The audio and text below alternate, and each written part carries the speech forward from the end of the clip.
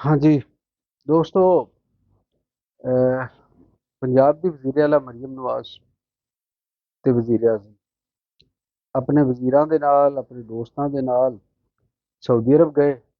ਆਖਰੀ ਅਸ਼ਰਾ ਸੀ ਤੇ ਉਹਨਾਂ ਨੇ ਉੱਥੇ ਉਮਰਾ ਅਦਾ ਕੀਤਾ, ਕੁਝ ਮੁਲਾਕਾਤਾਂ ਵੀ ਕੀਤੀਆਂ ਸਾਊਦੀ ਹੁਕਾਮ ਦੇ ਨਾਲ ਤੇ ਹੁਣ ਮੁਲਕ ਵਾਪਸ ਆ ਗਏ। ਗੱਲ ਏਡੀ ਸਾਦਾ ਅਗਰ ਹੁੰਦੀ ਤੇ ਸ਼ਾਇਦ ਲੋੜ ਨਾ ਪੈਂਦੀ ਮੈਨੂੰ ਵਲੌਗ ਕਰਨ ਦੀ ਇਹਦੇ ਉੱਤੇ, ਕਿਉਂਕਿ ਏਡੀ ਸਾਦਾ ਹੈ ਨਹੀਂ। ਸਾਦਾ ਕਿਉਂ ਨਹੀਂ ਹੈਗੀ? ਸਾਦਾ ਇਸ ਵਾਸਤੇ ਨਹੀਂ ਕਿ ਮੁਸਲਿਮ ਲੀਗ ਨੂਨ ਦੇ ਜਿਹੜੇ ਕਾਇਦ ਨੇ ਮੀਆਂ ਨਵਾਜ਼ ਸ਼ਰੀਫ, ਉਹਨਾਂ ਦੀ ਖਵਾਹਿਸ਼ ਸੀ ਕਿ ਉਹ ਵੀ ਜਾਂਦੇ ਉੱਥੇ।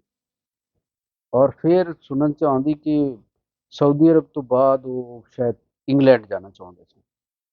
ਕਿਉਂ ਜਾਣਾ ਚਾਹੁੰਦੇ ਸਨ? ਉਹਦੀ ਵਜ੍ਹਾ ਵੀ ਇੱਕ ਸਾਹਮਣੇ ਆ ਗਈ।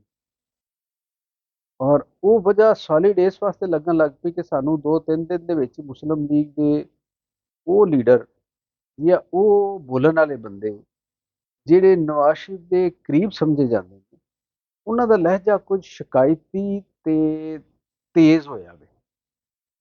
ਉਹ ਗੱਲ ਕਰਨੇ ਸ਼ੁਰੂ ਹੋ ਗਏ ਨੇ, ਇਲੈਕਸ਼ਨ ਦੀ ਕ੍ਰੈਡੀਬਿਲਿਟੀ ਤੇ ਸਵਾਲ ਚੁੱਕਣ ਲੱਗ ਪਏ ਨੇ, ਆਪਣੇ ਦਾਇਰਾ ਇਖਤਿਆਰ ਔਰ ਆਪਣੇ ਕੰਮ ਕਰਨ ਦੇ ਵਿੱਚ ਰੁਕਾਵਟਾਂ ਦੀ ਗੱਲਾਂ ਕਰਨ ਲੱਗ ਪਏ ਨੇ। ਉਹ ਇਹ ਤਾਸਰ ਦੇ ਰਹੇ ਨੇ ਕਿ ਹਕੂਮਤ ਉਹਨਾਂ ਦੀ ਨਹੀਂ ਹੈਗੀ, ਕੋਈ ਹੋਰ ਹਕੂਮਤ ਕਰ ਰਿਹਾ ਹੈ। ਇਸ ਤਰ੍ਹਾਂ ਦੀਆਂ ਗੱਲਾਂ ਕਰਨੀਆਂ ਸ਼ੁਰੂ ਹੋ ਗਈਆਂ। ਦੱਸਿਆ ਇਹ ਜਾਂਦਾ ਹੈ ਕਿ ਦੋ ਤਿੰਨ ਜਿਹੜੇ ਵਾਕਿਆਤ ਹੋਏ ਕਿ ਉਹ ਜਿਹੜੀ ਗੱਲ ਸੀ ਨਾ ਕਿ ਮੀਮ ਤੇ ਸ਼ੀਨ ਵਾਲੀ, ਯਾਨੀ ਮਰੀਮ ਲੀਗ ਔਰ ਸ਼ੁਬਾਜ਼ ਲੀਗ, ਉਹ ਗੱਲ ਉਸ ਪਾਸੇ ਕੋਈ ਟੁਰ ਪਈ ਹੈ ਕਿ ਮਰੀਮ ਨਵਾਜ਼ ਸਾਹਿਬਾ ਨੇ ਬੁਲਾਇਆ ਚੀਫ ਸੈਕਟਰੀ ਪੰਜਾਬ ਨੂੰ। 2 ਘੰਟੇ ਹੋ ਗਏ ਚੀਫ ਸੈਕਟਰੀ ਬਾਹਰ ਬੈਠੇ ਨੇ ਵਿਚਾਰੇ ਕਿ ਮੈਡਮ ਬੁਲਾਉਣਗੀਆਂ। ਉਹ ਚੀਫ ਸੈਕਟਰੀ ਸਾਹਿਬ ਫੋਨ ਕਰਨ ਵਫਾਕ 'ਚ ਬੈਠੀ ਇੱਕ ਵਜ਼ੀਰ ਸਾਹਿਬ ਨੂੰ। ਵਜ਼ੀਰ ਸਾਹਿਬ ਕਹਿਣ ਕਿ ਜਿਹੜੀ ਸੀਨੀਅਰ ਮਿਨਿਸਟਰ ਸਾਹਿਬਾਂ ਨੇ ਪੰਜਾਬ 'ਚ ਉਹਨਾਂ ਨਾਲ ਗੱਲ ਕਰੋ, ਉਹ ਉਹਨਾਂ ਨਾਲ ਗੱਲ ਕਰਨ। ਉਹ ਕਹਿਣ ਜੀ ਮੈਡਮ ਤਿਆਰ ਹੋ ਰਹੇ ਨੇ। 2 ਘੰਟੇ ਤੋਂ ਬਾਅਦ ਵਜ਼ੀਰ ਜਿਹੜੇ ਸੈਕਟਰੀ ਸਾਹਿਬ ਸਨ, ਬੜੇ ਉਹਨਾਂ ਨੂੰ ਨਾਗਵਾਰੀ ਲੱਗੀ। ਖੈਰ, ਉਹ ਚੂੰਕਿ ਮੈਡਮ ਉਹਨਾਂ ਦੇ ਬਾਸ ਨੇ, ਬਰਦਾਸ਼ਤ ਕਰਨਾ ਸੀ ਉਹਨਾਂ ਨੇ। ਲੇਕਿਨ ਉਹ ਨਾਗਵਾਰੀ ਜਿਹੜੀ ਚੀਫ ਸੈਕਟਰੀ ਤੇ ਉਹਨਾਂ ਦੇ ਸਾਥੀਆਂ ਤੱਕ ਪਹੁੰਚੀ ਹੈ। ਔਰ ਬਿਊਰੋਕ੍ਰੇਸੀ ਜਿਹੜੀ ਹੈ, ਉਹ ਕਿਹਾ ਜਾ ਰਿਹਾ ਕਿ ਪੰਜਾਬ ਦੇ ਵਿੱਚ ਉਹਨੇ ਹੱਥ ਚੁੱਕ ਲਏ ਨੇ ਜਾਂ ਉਸ ਤਰ੍ਹਾਂ ਕੰਮ ਨਹੀਂ ਕਰ ਰਹੀ ਜਿਸ ਤਰ੍ਹਾਂ ਉਹਨੂੰ ਕਰਨਾ ਚਾਹੀਦਾ। ਉਹਨਾਂ ਨੂੰ ਆਰਡਰ ਆਉਂਦੇ ਨੇ ਵਫਾਕ ਤੋਂ। ਵਫਾਕ 'ਚ ਬੈਠੇ ਨੇ ਸ਼ਬਾਜ਼ ਸ਼ਰੀਫ ਸਾਹਿਬ। ਉਹਨਾਂ ਨੇ ਇੱਥੇ ਜਿਹੜੀ ਫੀਲਡਿੰਗ ਸੈੱਟ ਕੀਤੀ ਪੰਜਾਬ 'ਚ, ਉਹ ਆਪਣੇ ਹਾਮੀ ਔਰ ਆਪਣਾ ਆਖਾਂ ਮੰਨਣ ਵਾਲੇ ਜਿਹੜੇ ਲੋਕ ਨੇ, ਉਹ ਨੇ ਪੰਜਾਬ ਦੇ ਵਿੱਚ ਅਫਸਰ। ਉਹ ਮਰੀਮ ਨਵਾਜ਼ ਨਾਲੋਂ ਜ਼ਿਆਦਾ ਸ਼ਬਾਜ਼ ਸ਼ਰੀਫ ਜਾਂ ਹਮਜ਼ਾ ਸ਼ਬਾਜ਼ ਦੀ ਮੰਨਦੇ। ਅੱਛਾ, ਇਹਦਾ ਅਹਿਸਾਸ ਕੁਝ ਮੀਆਂ ਨਵਾਜ਼ ਸ਼ਰੀਫ ਨੂੰ ਵੀ ਹੋਣਾ ਸ਼ੁਰੂ ਹੋ ਗਿਆ, ਕਿਉਂਕਿ ਉਹ ਮੀਟਿੰਗਸ ਦੇ ਨਾਲ ਬਹਿੰਦੇ ਨੇ ਆਪਣੀ ਬੇਟੀ ਦੇ। ਉਹਨਾਂ ਨੂੰ ਹੋਣਾ ਸ਼ੁਰੂ, ਫਿਰ ਤਜਰਬਾਕਾਰ ਆਦਮੀ ਨੇ, ਮਾਮਲਾਤ ਨੂੰ ਤਾਂ ਸਮਝਦੇ ਨੇ ਨਾ, ਤੇ ਉਹਨਾਂ ਨੂੰ ਅਹਿਸਾਸ ਹੋਣਾ ਸ਼ੁਰੂ ਹੋਇਆ। ਉਹ ਸੁਣਿਆ ਕਿ ਇੱਥੋਂ ਮੁਲਕ ਚੋਂ ਨਿਕਲ ਕੇ ਤੇ ਇਹ ਸਾਰੀ ਸੂਰਤ ਹਾਲ ਦੇ ਉੱਤੇ ਖੁੱਲ ਕੇ ਗੱਲ ਕਰਨਾ ਚਾਹੁੰਦੇ ਸਨ। ਉਹ ਆਲਮੀ ਮੀਡੀਆ ਨੂੰ ਦੱਸਣਾ ਚਾਹੁੰਦੇ ਸਨ ਕਿ ਜਨਾਬ ਪਾਕਿਸਤਾਨ ਦੇ ਵਿੱਚ ਹਾਲਾਤ ਜਿਹੜੇ ਨੇ ਖਰਾਬ ਹੋਏ ਨੇ ਔਰ ਉਹਨਾਂ ਨਾਲ ਧੋਖਾ ਹੋਇਆ ਵਗੈਰਾ ਵਗੈਰਾ, ਜੋ ਵੀ ਗੱਲਾਂ ਨੇ।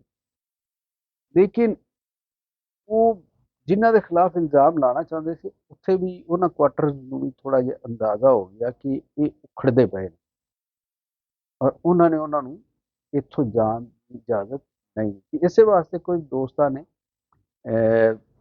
ਇਹ ਖਬਰ ਵੀ ਦਿੱਤੀ ਤਜਜ਼ੀਏ ਦੀ ਸ਼ਕਲ 'ਚ ਕਿ ਸ਼ਾਇਦ ਮੀਆਂ ਨਵਾਜ਼ ਸ਼ਰੀਫ ਸਾਹਿਬ ਨੂੰ ਇੱਥੇ ਪਾਕਿਸਤਾਨ ਦੇ ਵਿੱਚ ਹਾਊਸ ਅਰੈਸਟ ਕੀਤਾ ਗਿਆ ਹੈ ਜਾਂ ਉਹਨਾਂ 'ਤੇ ਸਫਰੀ ਪਾਬੰਦੀਆਂ ਲਾ ਦਿੱਤੀਆਂ ਗਈਆਂ ਨੇ ਜਾਂ ਉਹਨਾਂ ਨੂੰ ਘਰੋਂ ਨਿਕਲਣ 'ਤੇ ਜਾਂ ਸਫ਼ਰ ਤੋਂ ਰੋਕ ਦਿੱਤਾ ਗਿਆ। ਇਹ ਸਾਰੀਆਂ ਚੀਜ਼ਾਂ ਇੱਥੇ ਖਾਸੀਆਂ ਇਹਨਾਂ ਦਿਨਾਂ ਦੇ ਵਿੱਚ ਡਿਸਕਸ ਹੋਈਆਂ। ਅੱਛਾ, ਇਹ ਸਾਰੇ ਜਿਹੜੇ ਵਾਕਿਆਤ ਨੇ, ਹੋ ਕੀ ਰਿਹਾ ਇਹਦੇ ਵਿੱਚ? ਇੱਕ ਤਾਂ ਹੋ ਇਹ ਰਿਹਾ ਵੇ ਕਿ ਤਾਸਰ ਇਹ ਜਾਣ ਰਿਹਾ ਵੇ ਕਿ ਮੁਸਲਿਮ ਲੀਗ ਨੂਨ ਦੇ ਅੰਦਰ ਪਾਵਰ ਦੀ ਜਿਹੜੀ ਖਿੱਚ ਧਰੂ ਹੈ ਉਹ ਸ਼ੁਰੂ ਹੋ ਗਈ। ਦੂਸਰਾ ਇਹ ਹੋ ਰਿਹਾ ਵੇ ਕਿ ਜਿਹੜੇ ਬਾਕੀ ਕੁਆਟਰਸ ਨੇ, ਉਹਨਾਂ ਦੇ ਤਲਕਾਤ ਸ਼ਾਇਦ ਐਸਟੈਬਲਿਸ਼ਮੈਂਟ ਨਾਲ ਬਿਹਤਰ ਹੋ ਰਹੇ ਨੇ, ਜਿਹੜੇ ਕਿ ਪਹਿਲੇ ਨਹੀਂ ਸੀ ਬਿਹਤਰ ਸਮਝੇ ਜਾ ਰਹੇ।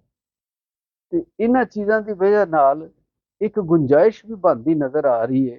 ਤੇ ਲੋਕਾਂ ਦਾ ਕਹਿਣਾ ਹੈ, ਮੈਨੂੰ ਹਾਲੇ ਲੱਗਦਾ ਨਹੀਂ ਹੈਗਾ ਕਿ ਜ਼ਿਆਦਾ ਗੁੰਜਾਇਸ਼ ਬਣੀ। ਲੋਕਾਂ ਦਾ ਕਹਿਣਾ ਹੈ ਕਿ ਸ਼ਾਇਦ ਇਹ ਸੂਰਤ ਹਾਲ ਜਿਹੜੀ ਇਹਦਾ ਫਾਇਦਾ ਤਹਿਰੀਕੇ ਇਨਸਾਫ ਨੂੰ ਪਹੁੰਚੇ ਕਿਸੇ ਹੱਦ ਤੱਕ। ਹੋ ਸਕਦਾ ਜੀ ਕੱਲ ਨੂੰ ਕੋਈ ਪਤਾ ਨਹੀਂ ਹੁੰਦਾ ਪਾਕਿਸਤਾਨ ਦੇ ਵਿੱਚ ਹਾਲਾਤ ਕਿਸ ਤਰ੍ਹਾਂ ਹੋ ਜਾਂਦੇ। ਲੇਕਿਨ ਇੱਕ ਗੱਲ ਤਾਂ ਵਾਜ਼ਿਬ ਹੈ ਕਿ ਇਹ ਸਿਸਟਮ ਜਿਵੇਂ ਬਣਿਆ ਹੈ ਜਾਂ ਜਿਹੜੇ ਸਿਸਟਮ ਦੇ ਹਿੱਸੇਦਾਰ ਬਣੇ ਨੇ, ਉਹ ਮੌਲਾਨਾ ਫਜ਼ਲ ਰਹਿਮਾਨ ਸਾਹਿਬ ਦੇ ਕਹਿਣ ਵਾਂਗੂ ਕਿ ਉਹ ਸਾਰੇ ਪਛਤਾਉਣਗੇ। ਇਹ ਸਿਸਟਮ ਕਿਸੇ ਦੀ ਨੇਕ ਨਾਮੀ ਦਾ ਬਾਇਸ ਨਹੀਂ ਬਣੇਗਾ। ਔਰ ਇਹਦੇ ਵਿੱਚ ਜਿਹੜਾ ਜਿਹੜਾ ਹਿੱਸੇਦਾਰ ਹੈ ਵੇ, ਉਹਨੂੰ ਲੱਗਦਾ ਤਾਂ ਇੰਝ ਨਾ ਕਿ ਇਕਤਦਾਰ ਵਿੱਚ ਹੋਏ, ਤਾਕਤ 'ਚ, ਲੇਕਿਨ ਉਹਦੇ ਸਿਰ ਦੇ ਉੱਤੇ ਇੱਕ ਤਾਰੀਖ ਨੇ ਕਹਿ ਲਵੋ ਕਿ ਤੁਸੀਂ ਇੱਕ ਭਾਰ ਰੱਖ ਦਿੱਤਾ ਹੈ। ਲਫ਼ਜ਼ ਮੈਂ ਕੁਝ ਹੋਰ ਵਰਤਣਾ ਚਾਹੁੰਦਾ ਸਾਂ, ਲੇਕਿਨ ਮੈਨੂੰ ਲੱਗਦਾ ਹੈ ਕਿ ਉਹ ਨਾ ਵਰਤਾਂ ਮੈਂ। ਤੇ ਅਸੀਂ ਜ਼ਿਆਦਾ ਸ਼ਾਇਸਤਾ ਹੀ ਰਹੀਏ।